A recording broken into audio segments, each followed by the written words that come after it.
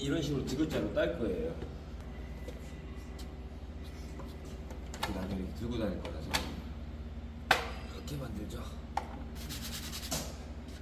우리가 소비자들한테 이제 클라이언트한테 조석표를 고르라고 해요. 무슨 색깔을 칠할 거. 그러면 이제 예를 들어서 뭐 이런 색깔을 뭐 아이보리 색깔 말고 이런 색깔. 예를 들어서 뭐 요 맨 위에 거를 골랐다고 가정을 하면 여기 밑에 보면 넘버가 있을 거예요. W105 하나 이런 식으로.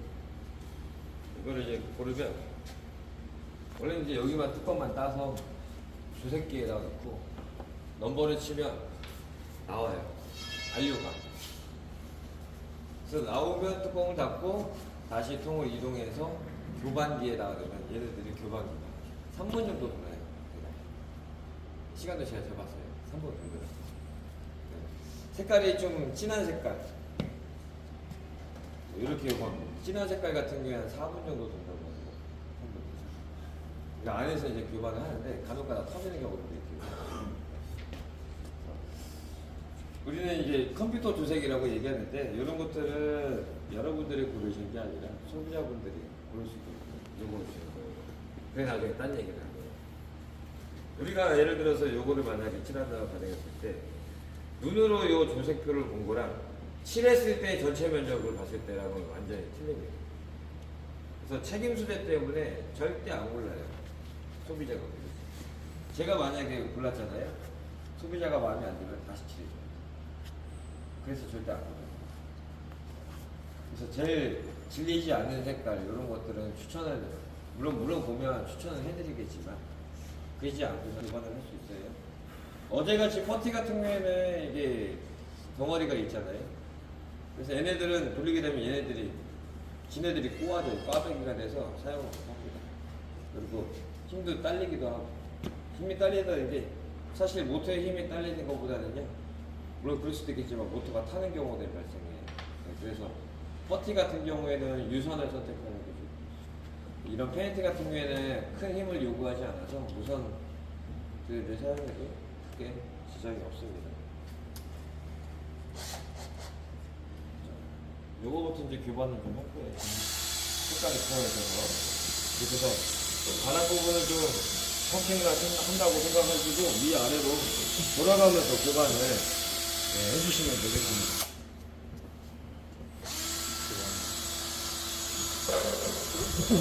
안 보여?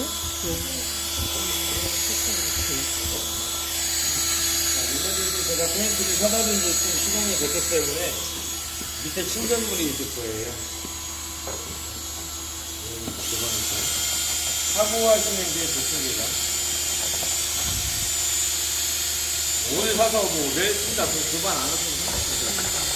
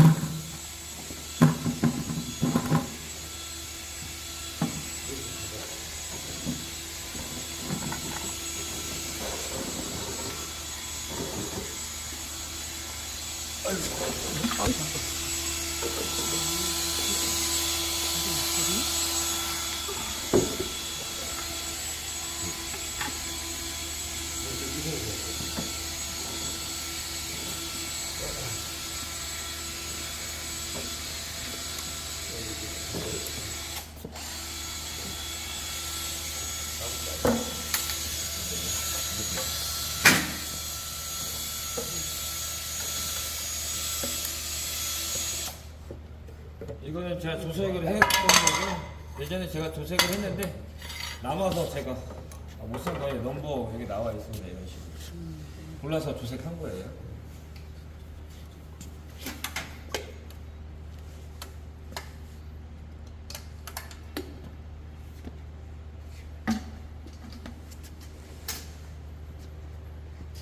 자, 요것도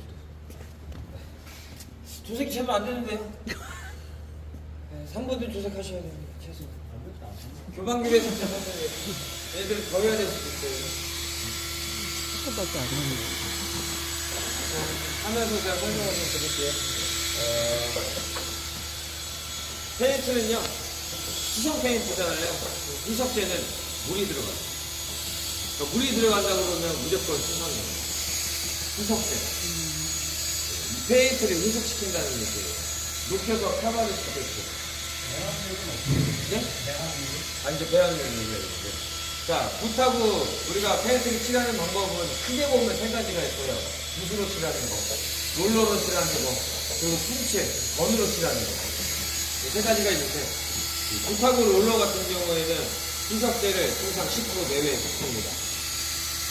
물론 회사마다 다르겠지만, 기본적으로는 10% 내외로 희석을 시킵니다.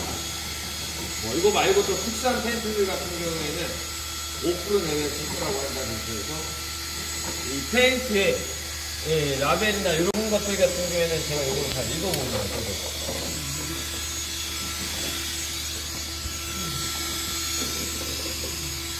자, 이런 것들은 경고 같은 거는 많이 읽어봤는데 한번 읽어봐 드릴게요.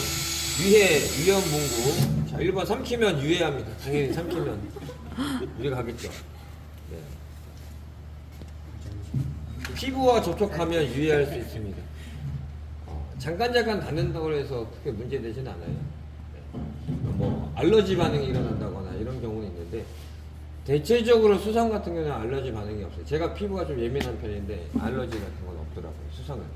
근데 유성은 생길 수가 있어요.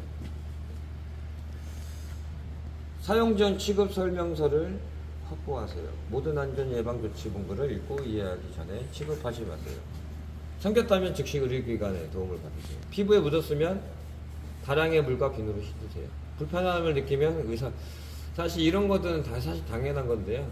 하다가 눈에 들어갔다거나 천장 칠할 때 눈에 튀는 경우들이 간혹 발생할 거예요. 그럴 때는 수돗물을 틀어놓고 흐르는 물에 담아서 눈을 갸고 헬스케야 돼요. 처음에 이 예방 조치가 좀 중요하거든요.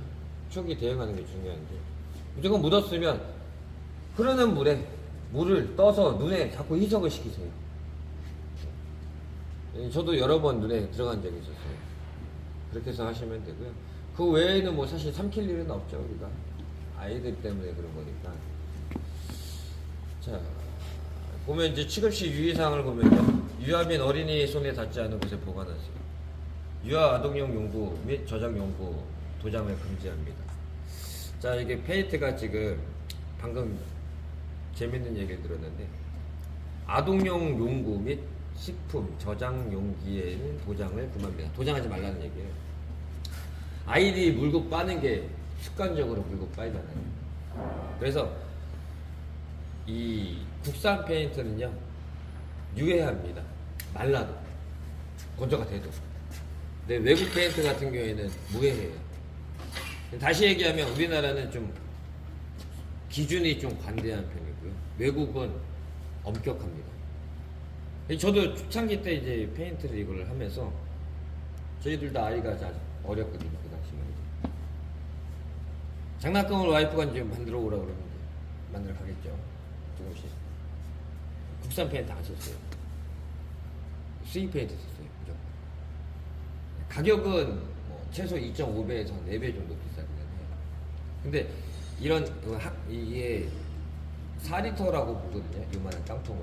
얘는 18리터 이렇게 보는데 이 4리터 해봤자 가격 차이가 이렇게 피부상 느끼진 않아서 저도 소량만 하기 때문에 요거보다 더 작은 거를 산다거나 이렇게 했었거든요. 그러니까 크게 지장은 없었어요. 많은 면적을 칠하지 않는 이상. 환경 규제가 우리나라는 좀 관대해서 저는 사실 남의 집 할 때는 하지만 제 집 한다고 그러면 저는 이거 안 써요. 사실상 국산 거 안 써요. 수입산 쓰지. 벽에 칠하는 용도로는 대략 2.5배 정도 비쌉니다. 비싸면 한 4배 정도 비싸요. 물론 더 비싼 것도 있어요. 특수한 페인트는. 자, 용도 이외의 사용을 금지합니다. 자, 냄새 맡기, 연료 등으로 사용 금지. 예전에 신나를 자동차에다 기름 대신 넣고 그런 경험이 저만 있나 보네요. 네. 마우라 터지죠. 저는 한번 예전에 그랬던 적이 있어서. 네. 그래서 이제 연료 등으로 사용하시면 안 되고 화력으로 사용한다거나 이런 내용들이에요. 재료 운송, 보관 및 취급 시 화기 및 직사광선을 피하여 상온 5도에서 35도 건냉 암소에 보관하시고 용기는 반드시 밀폐시키고 주입구가 상단을 향하도록 보관하세요. 근데 상단을 향하도록 이렇게 보관하지만 때로는 뒤집어서 보관도 해요. 침전물이 생겨서 일부러. 저도 옆으로 눕혀놓기도 하고 한 달에 꽤 오래 보관하게 되면 뒤집어서 보관도 합니다. 침전물 때문에. 그리고 영화에서는 얘네들을 보관하게 되면 얼었다가 다시 녹을 거 아니에요. 봄이 되면 페인트 성질이 틀려집니다. 네.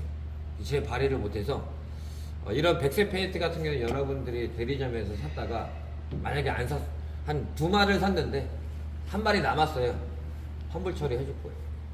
하지만 겨울철에는 사게 되면 환불 처리 안 해줘요. 왜냐면 고객이 페인트를 사갔는데 하루가 지나건 이틀이 지나건 겨울철에 사갔으면요 환불 안 해줘요.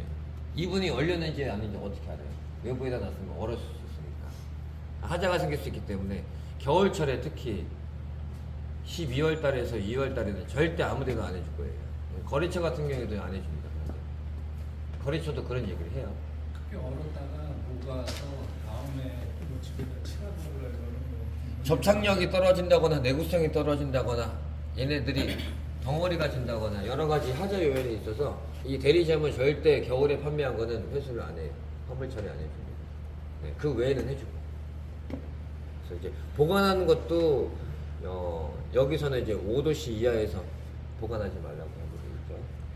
그리고 밀폐된 공간에서 보관하는 거는 금지하고 있어요. 환기가 좀 돼야 됩니다. 특히나 유성 페인트. 그래서 제가 저희 페인트 창고에는 유성 페인트만 내놔요. 혹시라도 화재가 생겼을 때 저기만 돼야 돼요. 눈, 피부에 접촉되었을 경우 흐르는 물에 충분히 씻어내고 이상 발생 시 병원 가셔야겠죠. 진료받아야 되니까. 그런 내용들이 무겁죠? 네. 호흡이 뺐을 경우 신선한 공기가 있는 곳으로 이동하고 호흡이 불측하거나 상태가 좋지 않을 경우 즉시 병원을 찾으시면 돼요.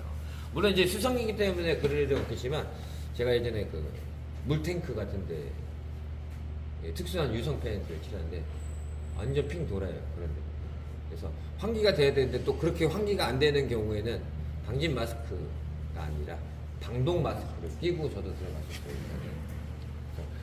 어지러움을 느낀다거나 빈혈을 느낀다거나 그 자리에서 쓰러지는 사람들도 있었고 그리고 더 위험한 거는 폭파이 될 수도 있어요. 사실 밀폐되고 지나게 되면 특히나 유성 같은 경우 수성은 그럴 일은 없겠지만 그런 것들을 좀 조심하라는 얘기고요.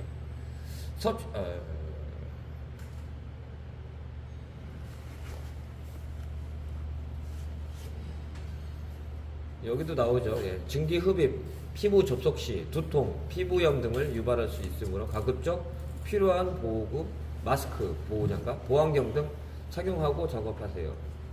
환경오염 방지를 위해 내용을 완전히 사용하고 잔량은 환경부에 지정한 폐기물 처리 업체에 통해 폐기하세요. 그래서 얘네들은요, 내가 만약에 우리 집 페인트를 칠하고 나서 이 페인트를 그냥 버리시면 안 되고요. 지정된 폐기 처리 업체에다가 의뢰해서, 그러니까 내가 직접 찾아가서 버린다거나 하는 게 원칙인데 그렇게 하는 경우는 사실 드물죠. 네. 뭐 저희도 톱밥이랑 섞어서 버리기도 해요. 우리 도장 연습할 때 페인트가 많이 나오거든요. 폐페인트가 많이 나오는데 그렇게 이제 톱밥이나 이런 것들 좀 섞어서 일반 쓰레기에 섞어서 버린다거나 이렇게 버리시면 되는데 그냥 버리시면 안 되겠고요. 사실 물에다가 이렇게 희석해서 폐수하셔도 사실 안 돼요. 네. 원칙적으로는 법적으로는 안 되게끔 되어 있어요. 환경오염 때문에.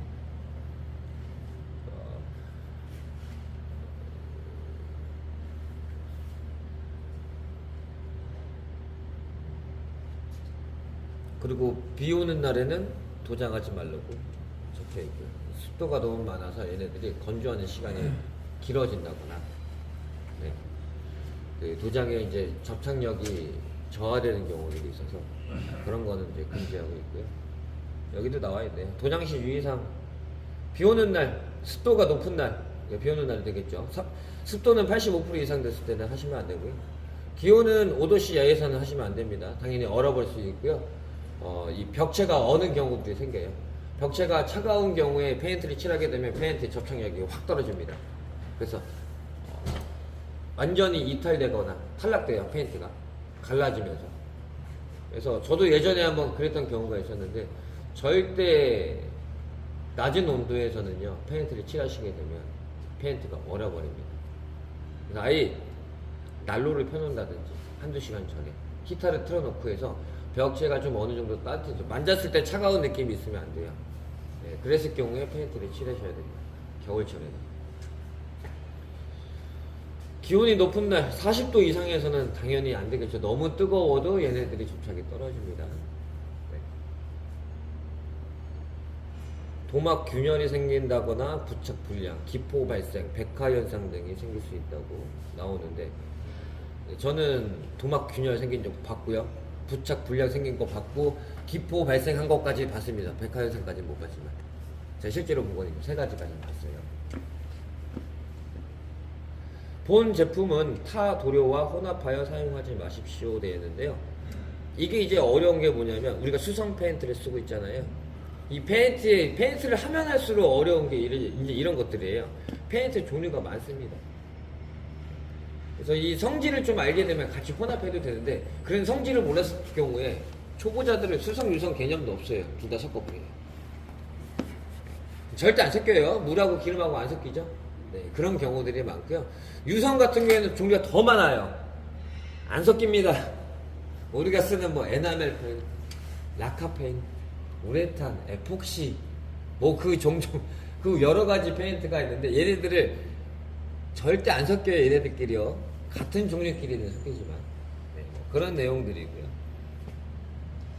특수한 소지, 선행 도막 또는 구도막의 위에 보수 도장 시에 사전에 시험 도장을 한 후 이상이 없으면 도장하세요. 부착력, 색 번짐, 투명도 등 확인하고 스템 도장, 기술 자료집을 참고하십시오 이렇게 되는데 이런 경우가 있을 거예요. 우리가 이제 그 아파트 리모델링을 들어갈 때 문하고 문틀을 칠하는 경우들이 많거든요. 페인트를 필름하는 경우도 있지만 예전 집 같은 경우는 다 나무 목문으로 되어 있기 때문에 필름보다는 페인트가 오히려 더 많이 사용을 해요.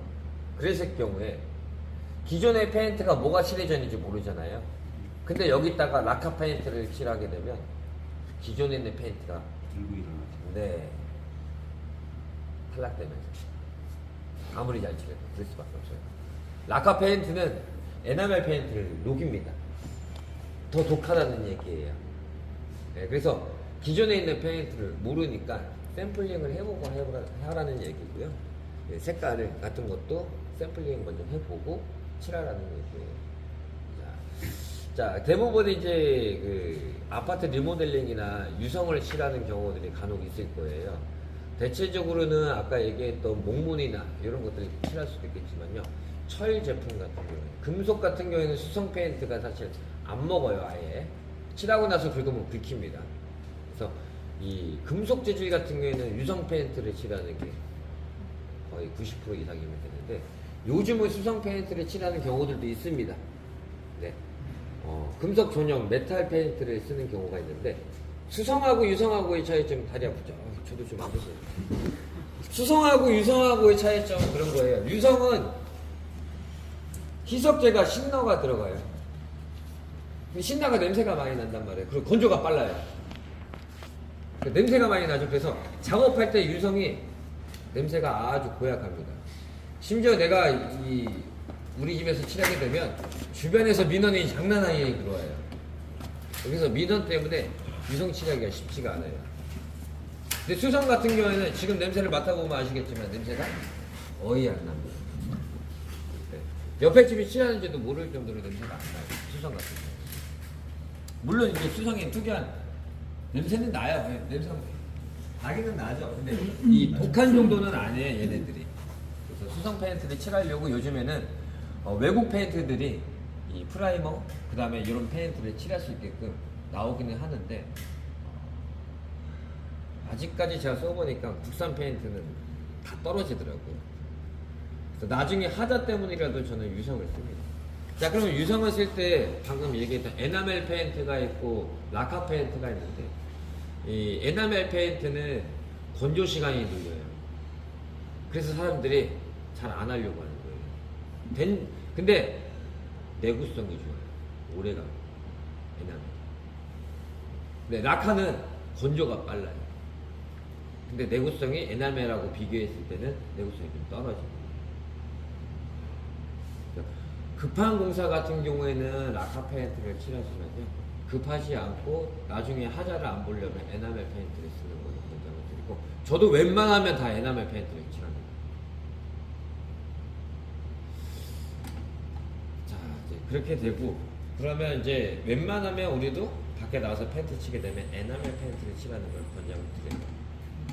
라카 페인트는 건조도 빨라서 사실 냄새도 지독합니다. 좀 느끼기에 따라 틀리겠지만 라카가 좀 더 독하기 때문에 냄새가 좀 더 독해요. 자, 읽어보면요. 자, 금속 같은 경우에는 우리가 녹이 쓸 수 있어요. 수성을 칠하기 때문에. 그래서 저도 안 쓰는 것 중에 하나고요. 도장 시 도장면의 먼지, 기름때, 물기, 녹 등 기타 이물질을 완전히 제거하고, 보수 도장 시 소지 표면, 부두막 및 초킹 물질 등을 완전히 제거하세요.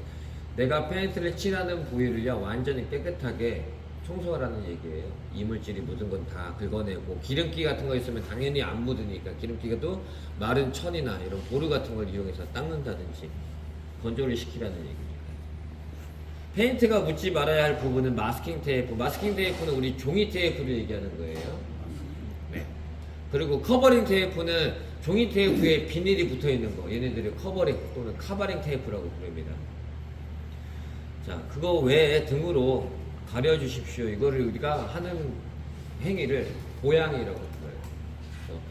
예를 들어서 바닥 같은 경우는 우리가 페인트 칠하면 안 되니까 바닥 같은 경우에는 보양을 한다거나, 커버링 테이프라든지 이런 것들을 이용해서 보양한다고 표현합니다. 페인트가 묻지 말아야 될 부분들을 막는 행위를 보양이라고 부릅니다. 도장하기 전 입자가 균일하게 혼합되도록 잘 저어주시고, 사용 중에는 가끔씩 저어주세요. 자, 아까 제가 처음에 들어왔을 때 얘네들이 보관한 지가 좀 되다 보니까 밑에 침전물이 생겨요. 그리고 위에 부분이 투명하게 생겨요. 그러니까 얘네들이 재료가 분리가 돼가지고 침전이 된 거고, 그래서 교반을 충분히 하라는 얘기예요. 그리고 여기서도 하는 얘기가 지금 사용을 하면서도 중간중간에 섞으라고 그러지만 사실 수성 같은 경우는 섞지는 않아요. 근데 유성 같은 경우에는 위에 신나가 계속 증발해 버리기 때문에, 건조가 빠르다고 그랬잖아요. 증발하기 때문에 칠하다 보면 뻑뻑해져서 중간중간에 신나를 타는 경우도 있습니다. 저도 그렇고요.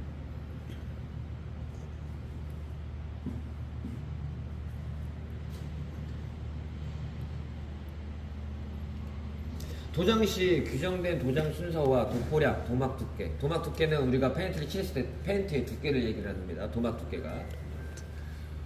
도장하여야 도막 성능을 발휘할 수 있으며, 한 번에 과잉 도장, 도막 두께를 한 번에 하게 되면 얘네들이 크랙이 간다거나 접착력이 떨어진다거나 건조가 현저하게 떨어지는 경우가 있어서 페인트는 얇게 여러 번 칠하는 거를 권장하고 있어요. 그래서 우리는 페인트 칠을 2번을 할 겁니다. 그리고 페인트는 기본 2회 칠이에요. 절대 한 번으로 끝낼 수는 없습니다. 자, 한번 칠하고 나서 오늘 한번 칠하잖아요. 그러면 중간중간에 안 칠한 것처럼 티크티크하게 보인다거나 롤라 자국이 그대로 보인다거나 이런 경우가 발생할 거예요. 그래서 페인트는 기본 2회 칠을 칠하는 게 원칙입니다.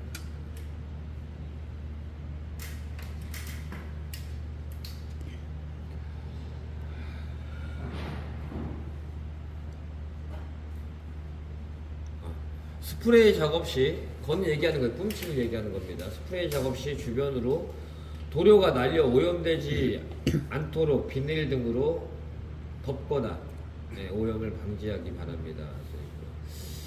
뭐 도장뿐만이 아니라 롤러 작업도 마찬가지죠. 그 아파트 외벽 칠할 때 자동차들 다 보양하잖아요. 이렇게 지금 머리 쓰신 것처럼 자동차도 이렇게 씌우는 게 있어요. 비닐. 그거 팔거든요. 그런 걸 다 씌우고 자서 작업을 한다거나, 옆편에 다른 부분에 이제 하자가 아니라 차에 페인트가 묻거나 하게 되면 세차 비용을 줄 수도 있겠지만 도장 비용을 지급하는 경우들이 예전에는 많이 있었어요. 그런 부분들이. 그래서 그런 보양들을 좀 꼼꼼히 하라는 얘기입니다. 스프레이 작업 시에는요. 그리고 스프레이 작업할 때는요, 이 보양하는 방법이 약간 더 틀려요. 우리가 일반적으로 붓 로라 할 때 보양하고 스프레이 보양하고는 좀 더 틀린데, 스프레이 보양 같은 경우에는 건으로 쏘잖아요. 압력으로 바람이 나가면서 같이 페인트가 나가잖아요. 이 압력 때문에 이 보양지가 흔들거린다거나 묻고 옆에 다른 데를 묻지 말아야 될 부분을 묻는다거나 이런 경우들이 많이 발생해서, 이 뿜칠 같은 경우에 스프레이 작업할 때는 이 보양 작업을 좀 더 꼼꼼히 하는데, 어떻게 꼼꼼히 하냐면 밀착시킵니다. 바람이 불었을 때 펄럭이지 않을 정도로. 그래서 보양이 좀 더 꼼꼼해야 되고 어렵다고 표현합니다. 보이지가 않네요.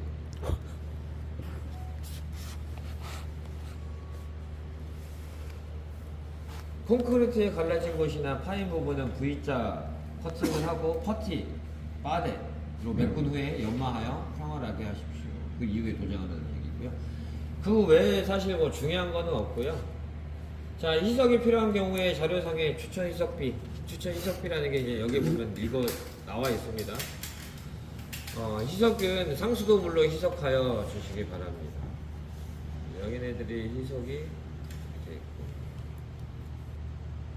본 제품은 장기간 보관 시 변질, 색상 차이, 이물질, 혼입, 굳음 등이 발생할 수 있으니 저장 기간 내 제조일로 12개월입니다.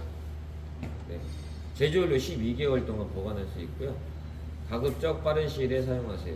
이렇게 되어 있습니다. 자, 이거는 권장사항이에요. 12개월은요. 제조한 날짜들이 다 나와 있습니다. 여기 2024년 3월 29일 날 제조했네요. 그러니까 제조한 날짜들은 다 나와 있어요. 찍혀 있습니다. 이런 식으로. 그러니까 이거는 내년 3월 29일까지 쓸 수 있지만, 보관을 좀 더 잘하게 되면 더 쓸 수 있어요. 오랫동안. 근데 보관을 안 하게 되면 1년도 못 갑니다.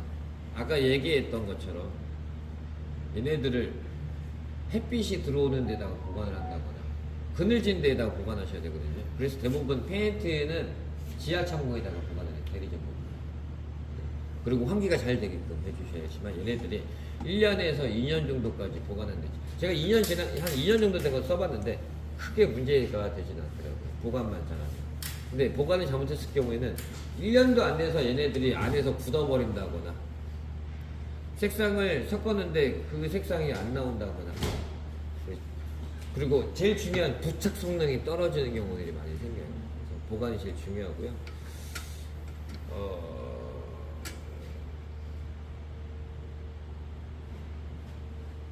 지워졌네요.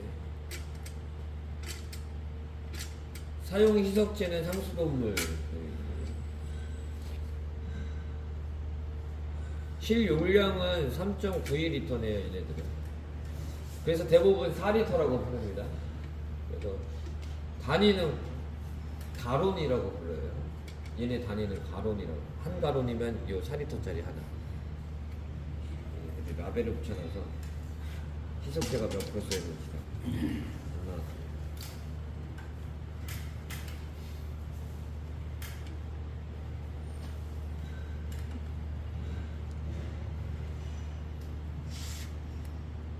조색한 거는 이렇게 라벨을 다 붙여요. 넘버 때문에.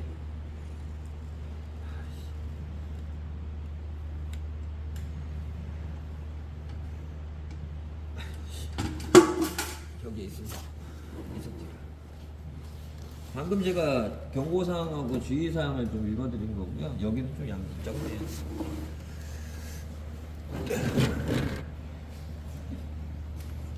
자, 종류는요, 수성 도료, 합성수지, 에멀전 도료, 외부용이고요. 얘는 지금 외부용입니다. 내부용하고 외부용이 있는데 외부용이 좀 더 비쌉니다. 자, 차이점은 외부용은 내구성이 좋아요. 그리고 조색을 이렇게 해가지고 칠했을 경우에 처음에 이 흰 옷을 입고 벽에 기댄다거나 했을 때 묻어나오는 경우가 간혹 발생해요. 내부용 같은 경우에. 외부용은 그게 없습니다. 그래서 하자를 안 보려고 저도 외부용을 쓰는 경우들도 있고요. 가격 차이는 한 10,000원 정도밖에 차이 안 나요. 외부용은 한 1, 2만 원 비싸요. 그래서 하자를 안 보려고 저도 외부용을 쓰는 경우들이 있는데, 외부용을 또 어쩔 수 없이 쓰는 경우들이 있어요. 색깔이 진한 것들은 내부용을 조색을 못합니다. 색깔이 진한 것들은 외부형밖에 조색이 안 돼요. 재료 분리가 일어나요. 그런 것도 있어요. 완전 노란색, 완전 빨간색, 파란색, 녹색 이런 것들은 다 외부형으로밖에 안 되고요. 그래서 그런 진한 색깔을 칠했을 경우에는 페인트 가격이 2배 이상 올라가는 경우가 있는데 안료 때문에 그래요. 안료가 비쌉니다. 완전 요런 녹색을 백색을 만들게 되면 2배 이상 나와요. 페인트 가격이. 그래서 페인트 견적을 넣을 때는 기본적으로 배색 기준으로 견적을 넣는 거고요. 소비자들이 이제 그런 걸 몰라요. 골랐는데 이런 좀 진한 녹색으로 해주세요. 그러면 안 해주죠. 추가 비용을 받고 한다거나 백색 기준입니다. 이렇게 얘기한다거나. 근데 그것도 안 믿는 사람들도 있어요. 안 믿는 사람 봤어요, 제가. 그런 사람. 아니, 견적이 이렇게 나왔잖아요. 근데 왜 안 해주세요? 페인트가 기본 백색 기준으로 한다. 안 믿어요? 그런 말이. 그래서 확실하게 얘기를 해주셔야 되고, 뭔가를 보여주시면 돼요. 페인트 가게에 전화해서 백색 페인트 한 마리 얼마에 스피커폰으로. 그럼 알려주잖아요. 그럼 진한 색깔 했을 때 얼마예요? 그럼 그쪽에서 얘기해. 안료가 많이 들어가서 얼마 더 비싸질 거라고. 그래서 저희가 이 정도 계통까지는, 이것도 사실 약간 진하기는 해요, 이 색깔이. 네. 이 정도까지는 그냥 백색 기준으로 그냥 조색을 해주긴 해줘요. 왜냐면 몇천 원 차이 안 나니까. 해주긴 해주는데, 완전 진한 거는 페인트 가격이 2배 이상 나오기 때문에 꼭 그 얘기는 하셔야 돼요. 견적될 때는 대부분 다 백색 기준으로 합니다. 용도는 시멘트, 콘크리트, 석고보드 등 외부 미장 도료. 사용 희석제, 물, 상소도. 사용 경화제. 경화제라는 경우는 이 페인트를 빨리 말리게끔 하는 경화제인데, 수성 같은 경우에는 경화제가 없습니다. 유성 같은 경우에는 경화제를 넣어서 빨리 건조시키는 경우들이 있어요. 특히 뭐 에폭시라든지, 요 바닥에 칠하는 에폭시라든지 우레탄이라든지 얘네들 같은 경우에는 경화제가 별도로 있어서 2액형이라고 그러고, 얘네들은 1액형이라고 한 가지만 씁니다. 그래서 1액형, 2액형 이렇게 나눠집니다. 저장 기간 12개월 되어 있고, 용량은 18리터, 제조일자 올 3월달이네요. 올해. 자, 여기 나와 있네. 최대 희석비 5%. 네. 제가 아까 얘기했던 10%는 통상적인 거고요. 5% 지금 최대 희석비가 5%예요. 그러면 요 양의 5%를 물을 희석해서 쓰는 게 제일 베스트라는 얘기예요. 제일 좋다는. 근데 우리는 희석을 안 하고 합니다. 대부분. 왜냐면 희석을 하면 도막 두께가 얇아지거든요. 저는 사실 현장에서 희석을 잘 안 해요. 거의 안 합니다. 하긴 하지만. 그리고 어떤 페인트 같은 경우에는 여기 최대 희석비 딱 해갖고 0 써있는 경우가 있어요. 아니면 또는 여기다가 가급적 희석하지 마세요라고 써있는 경우들도 있습니다. 페인트에 따라서. 대체적으로 미국 페인트나 영국 페인트 이런 페인트들이 대부분이 희석을 최대한 하지 말라고 적혀 있기는 해요. 어떤 거는 이제 국산 페인트도 7%, 8% 이렇게 써있는 것도 봤고요. 어떤 거는 10% 내외 이렇게 써있는 경우도 있어요. 그래서 이런 것들을 좀 우리가 균형해서 사용하시는 게 제일 좋겠죠. 네, 뭐 그런 내용들밖에 없습니다. 자, 이제 조색해봐야죠. 자, 요거 좀 섞고요. 여기 다 섞으셨죠?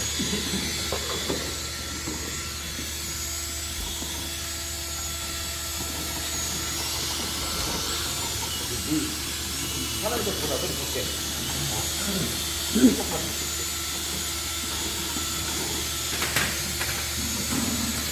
우리는 물을 5% 정도 할 겁니다.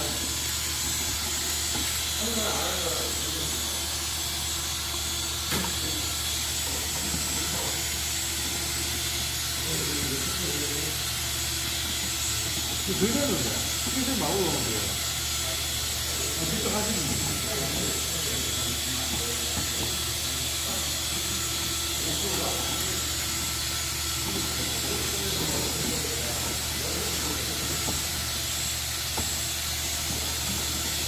한번 젓가락 갖고도 한번.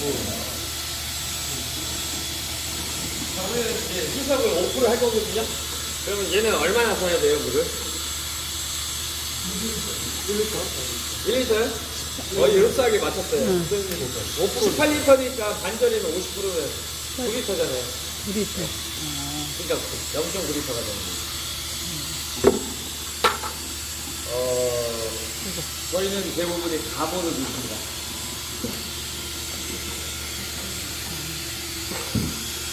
이게 4리터니까 이게 여기 0.9배로 나오겠네요. 이게 4리터 가까이 되잖아요. 3리터. 이 정도 되겠네요. 조금 더 섞어야 되겠죠. 5%. 네. 살짝 부족하게 할게요. 반 벌었는데? 반 벌었어. 아, 그래서?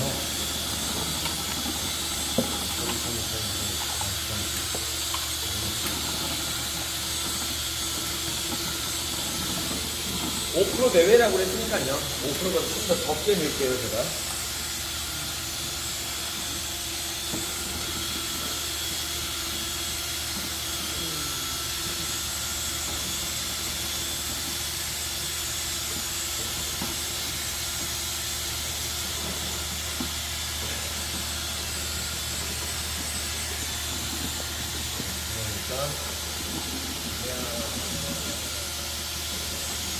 그러면 5% 정도 된 것 같아요. 5% 내외에 넣습니다, 제가.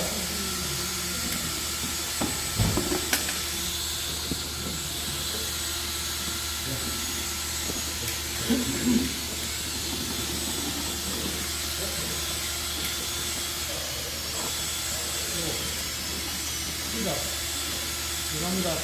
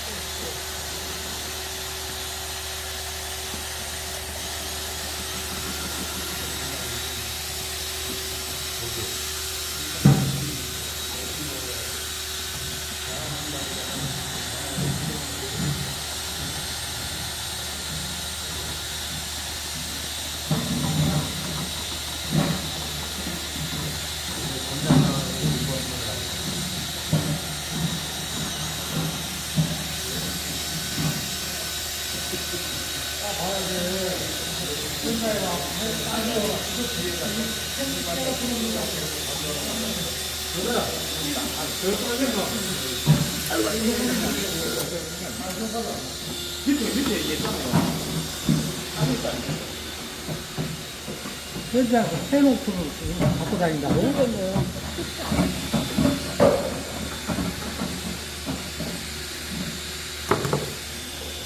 수성 페이지는 물 안 타죠. 저희가 이거 빈통이었어? 빈통이야? 뭘 봤어? 차량 아니라고 엉뚱한 것만 봤어. 우리 원래 그래.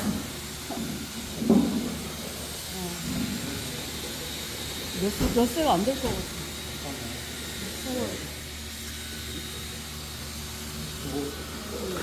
색깔 몇 개 안 되는데.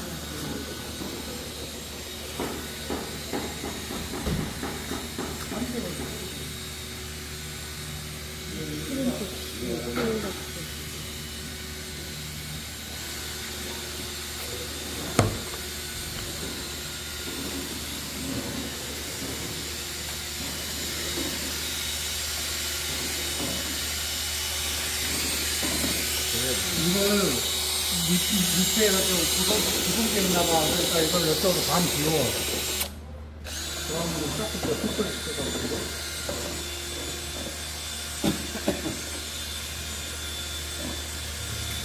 하얀이 계속 오른다.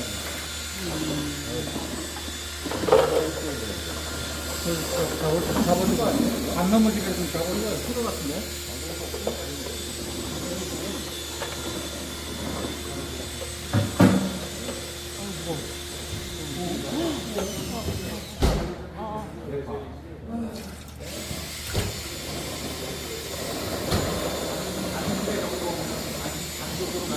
밑에 가라앉아.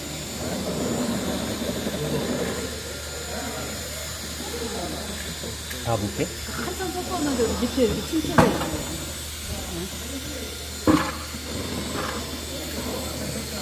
밑에 색깔이 틀리고. 역시. 그죠? 응, 안 섞여가지고.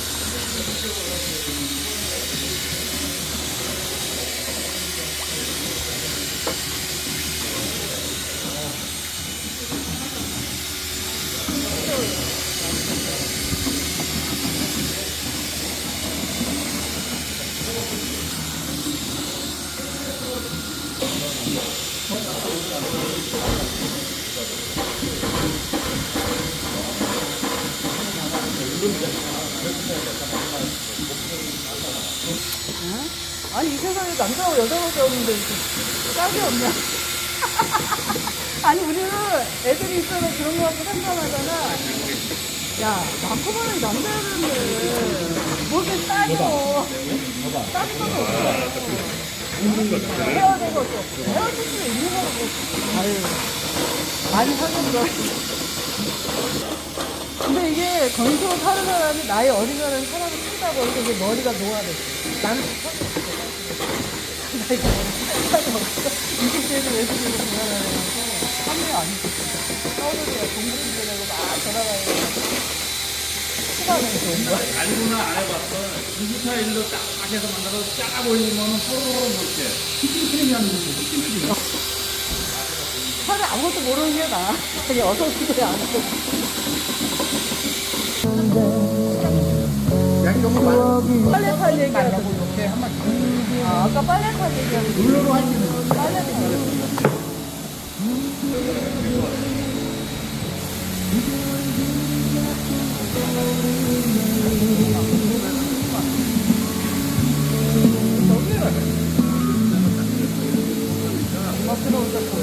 USB 꽂는 거예요? USB 꽂는 거예요?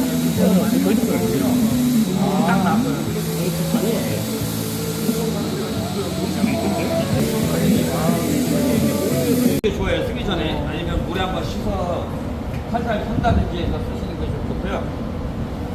이런 큰 통에서 이제 부침이 하다 보면 얘가 빠져요. 그래서 저는 이제 이런 방법을 씁니다.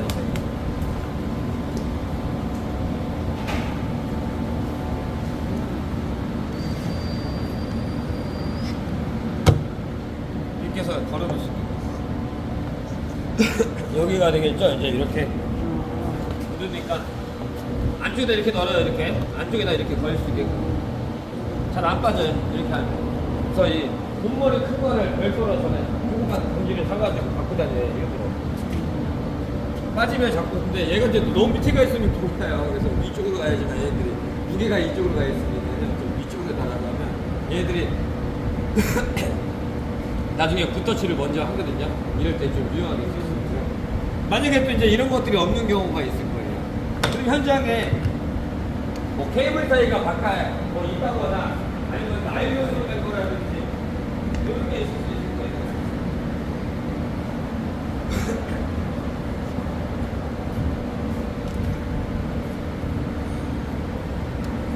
커팅되어 있겠죠. 현장에서는 이런 거라든지 뭐 이제 포장하는 나일론 재질이나 이런 게 있으면 얘네들 그냥 하는 것보다는 포장하시는 분들은 이게 마스킹 테이프 가지고 있으니까 마스킹 테이프로 감싸요.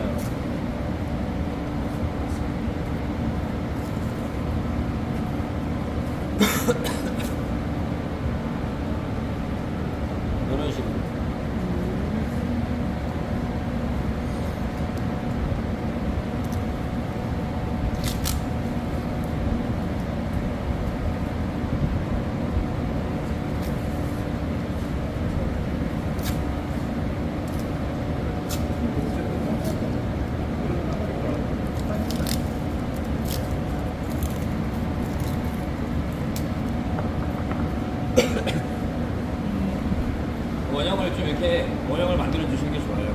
들어갈 때 잘 들어가요. 걸리지 않고. 네, 물론 제 손가락이 두껍지만 이렇게 놓고 쓰겠죠? 이렇게 잘 들어가죠. 넣다 뺐다가 편하잖아요. 이렇게 만든다거나 심지어 없으면 어떻게든 하긴 해요. 이렇게 이런 것들이 없으면 나중에 계속 펜스통이 빠져서 옷을 못 쓴다거나 쉽게 되면 전체적으로 오염이 가면서 이런 방법, 저는 요 두 가지 방법을 제일 많이 써요. 현장에.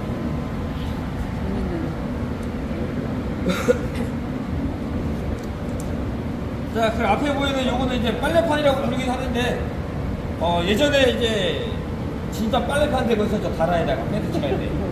자, 이 빨래판을 쓰는 이유가 우리가 이 로라를 할 때 펜트 딱 찍고 나서 페인트 로라가 페인트가 골고루 발라지게끔 요 행위를 하는 거예요.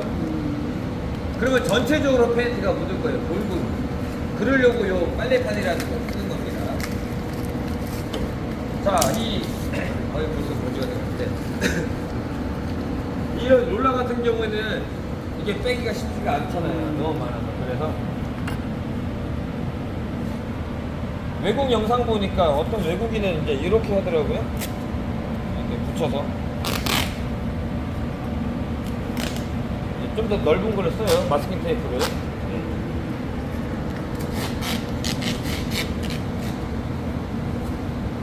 그러고 나서 다시 이를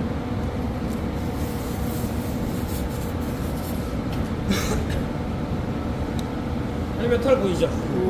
네. 물론 잔잔한 털이 지금 보이지만 더 두꺼운 털들도 있을 수 있을 거예요. 얘네들이 이런 식으로 하는데 저도 따라해봤는데 이것도 힘들더라고요. 보니까 저는 벽에다가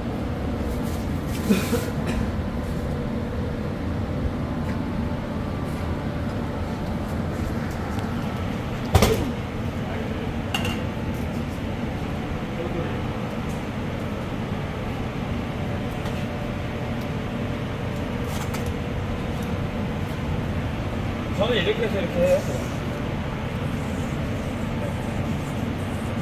아까 같은 방법보다는 이게 더 쉬울 거예요. 저는 그래서 이 방법을 많이 씁니다.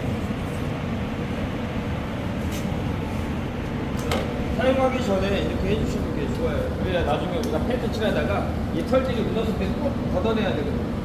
이럴 때 이제 손에 오염이 된다거나 그리고 위에 높아졌을 때는 또 위에 올라가서 하려고 하는데 굳이 그럴 필요 없고요. 여러 번 또 왔다 갔다 하면 또 그 털들이 밑에 묻어서 밑에 묻는 경우가 있어요. 그럴 때 닦으시면 돼요. 높다고 해서 굳이 위에서 올라가서 닦을 필요는 없어요.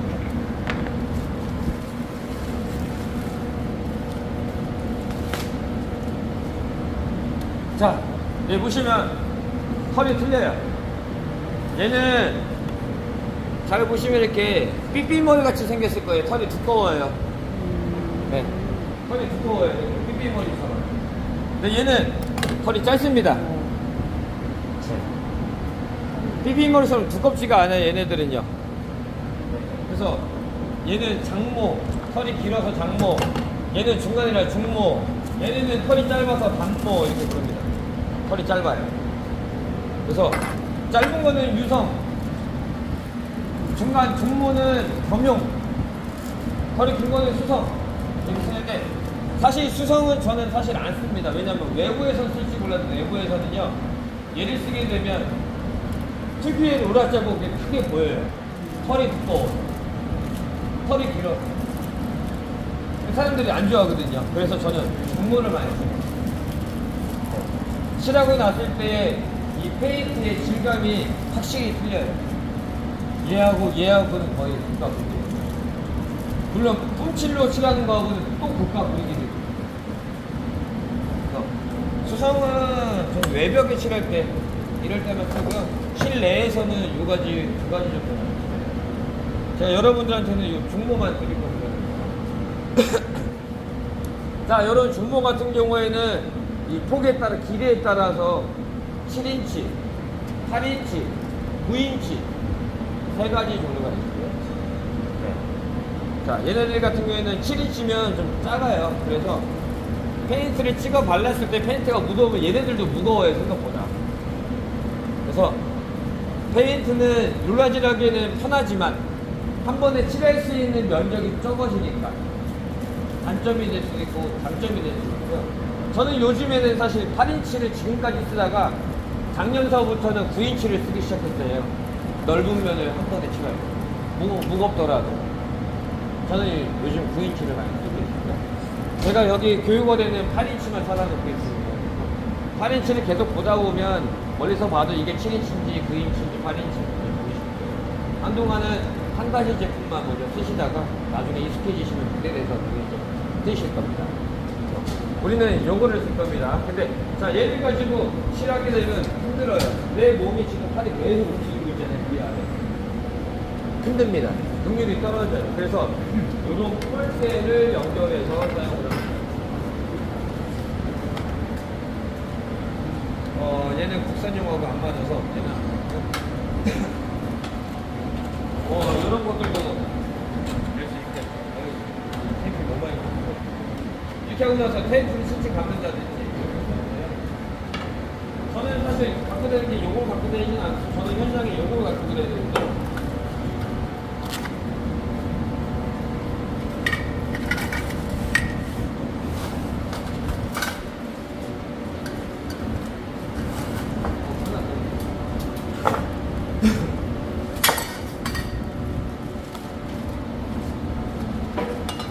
두 개만 이렇게 두 명을 쓸 수 있는 거거든요. 여기 앞에가 이렇게 말려 있어요. 이렇게 놓고 씁니다. 자 이렇게 짧은 거를 쓸 때는 복도 같은 경우에는 넓은 거를 못 쓰니까 짧은 거를 쓰다가 만약에 이제 복도가 없는데 층고가 높아요. 그런 경우에는 연결해서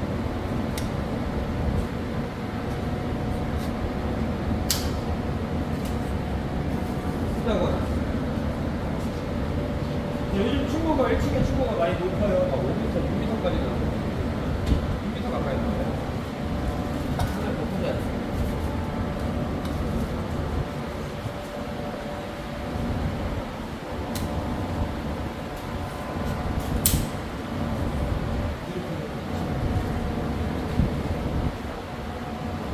지금 3,400이거든요. 우리 층고가. 저는 이 정도를 칠해요. 몸이 안 힘들어요. 올라갈 필요도 없죠. 근데 이제 외부 같은 경우에 막판을 칠한다거나 외부 기둥을 칠할 때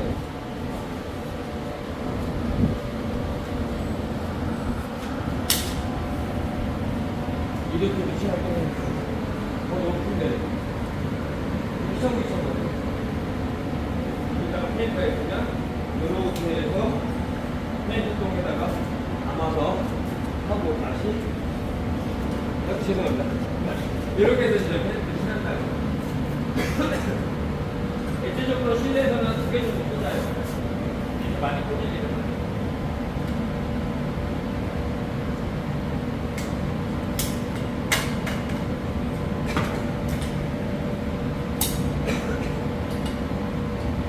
자, 그래서 알루미늄이면 가벼워요. 생각보다 가벼워요. 예전비 같은 경우에는 지금 2단, 3단인데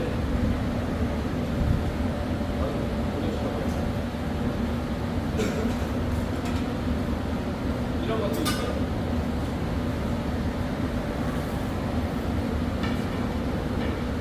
이거는 2단. 좀 더 두꺼운 건 3단. 얘네들도 제가 처음에 많이 초창기 때 많이 쓰다 보거든요. 간편하게 의자에서 왔다 갔다 많이 썼는데 초보 같은 게 없어서가지고 요걸 쓰고 있어요. 개인 얘는 두 개 정도 가지고 있어요.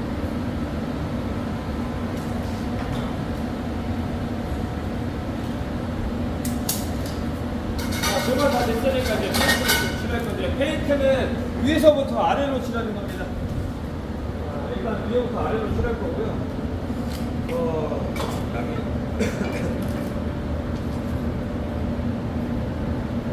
첫 번째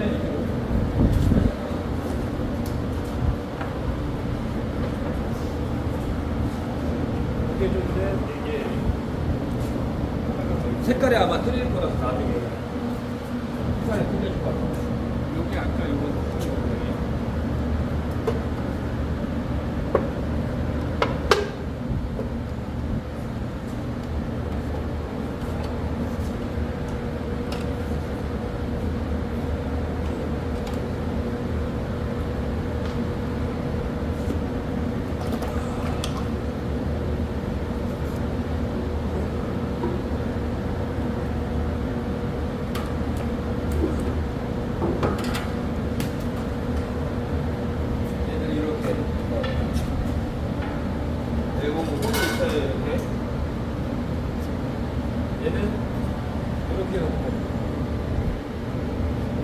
맞춰줘야 되니까.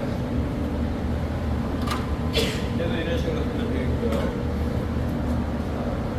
그 같은 경우에는 저는 이제 롤라전에서 보시면 저는 안쪽에다 넣는 편이에요.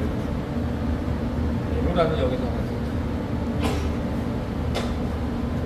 자, 코너 부분 같은 경우에는 붓이 들어갈 거고, 그런 다음에 롤라가 뒤에 따라오는 겁니다. 왜냐면 붓을 칠하게 되면 붓자국이 생겨요. 네, 전체적으로 롤라 자국이 생겨야 되는데 어느 코너 부분만 붓자국이 생기면 보기가 싫거든요. 그래서 붓이 먼저 선행 작업에 들어가고 그 다음에 후속으로 롤라가 쫓아가야 됩니다. 자, 우리는 바닥 보양을 하게 되면 시간이 너무 오래 걸릴 것 같아서 오늘 1차 칠할 거거든요. 바닥에다가 뭘 깔고 한번 칠해볼게요.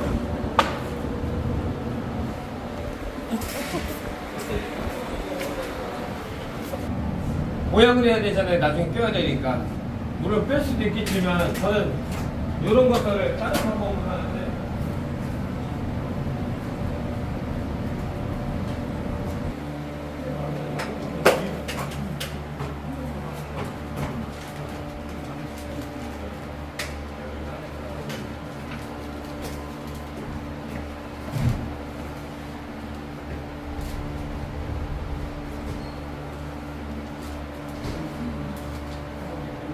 전 이걸 갖고 다닙니다. 그래서 아니면 얘네들을 보양을 해야 되는데 보양하기가 힘들거든요. 이거는 저만의 노하우입니다. 빼주세요. 그치? 자, 제가 이제 페인트를 찍고 대각선으로 이렇게 칠할 거예요. 먼저. 그럼 이 대각선에는 페인트가 많이 묻어 있겠죠? 그러고 나서 이런 식으로 펴바를 겁니다. 이렇게. 이런 식으로.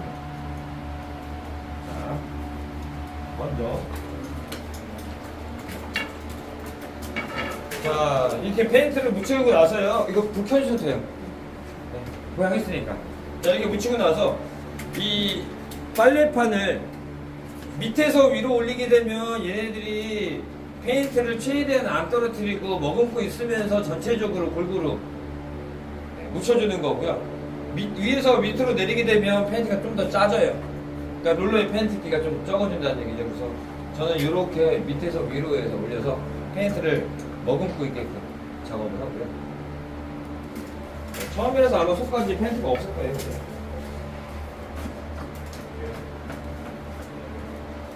자, 이렇게 페인트가 지금 많이 묻어있죠. 자, 대각선으로 이렇게 먼저 칠해줄게요. 그럼 여기 페인트가 많이 묻어있을 거 아니에요. 그러고 나서 아이고, 내가 칠할 수 있는 만큼 한 번에 찍었을 때 내가 얼마만큼 칠할 수 있는지.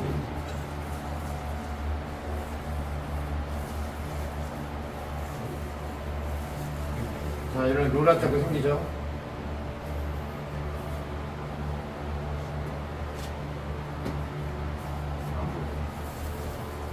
나오겠죠, 보니까. 자, 이렇게 내가 한 번 찍었을 때 이 정도 면적을 칠할 수 있다는 얘기. 그럼 다시 한번 찍어서.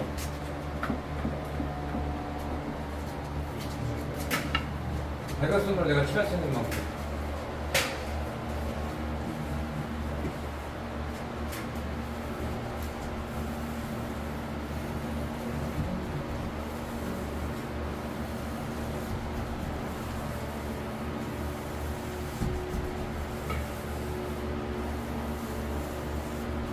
자, 보시면 이제 이런 코너 부분이 롤러가 안 묻잖아요. 물론 요령이 있기는 해요.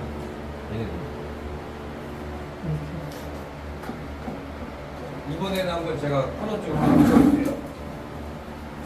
칠할 수 있는 만큼 제가.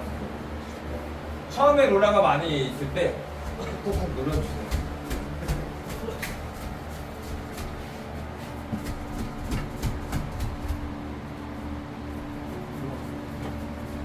그러고 나서 칠하시면 코너에도 일부분 꽂습니다.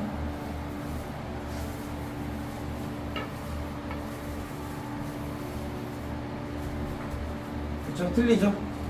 봤을 때 보세요. 틀리죠?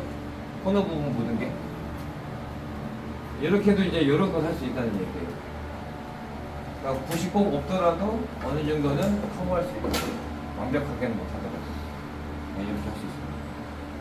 일단은 천장부터 먼저 칠하겠습니다.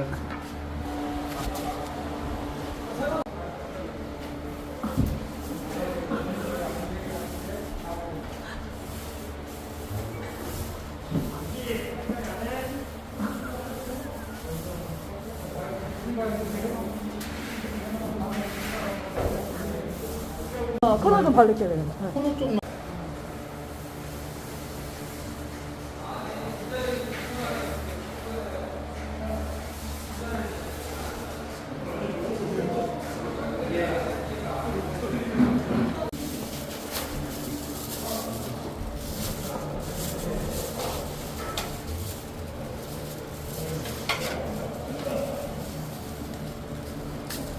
저기 넓은 거 있어요.